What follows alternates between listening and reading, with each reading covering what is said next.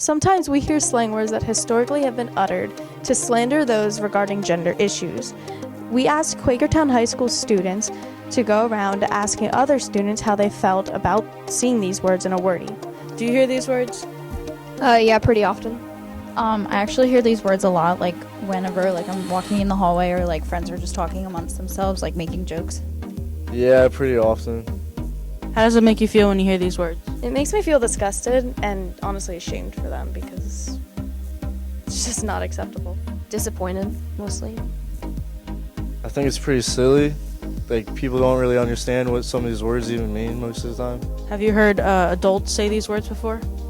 I mean, I've heard like old timers use these words. I don't really hear like my parents say it or anything like that. I mean, I've heard grandparents say it and such, but it's not as prevalent as it was before. Sometimes, usually like people who are older tend to like say it more than people who are younger, but yeah. Why do you think people use these words besides that they're immature? I think that they think it's funny and it's something that like isn't necessarily harmful as much as it is. I mean, it cuts people really deep and it should just like not be used anymore. I just think there's a stigma towards it. Like, people don't really understand truly how hurtful and deep these words can mean sometimes, and they're just trying to act a certain way. Is there a reason why people say these? Mostly because they think it's funny or because they're just like not educated on like the impact that it can actually have on people.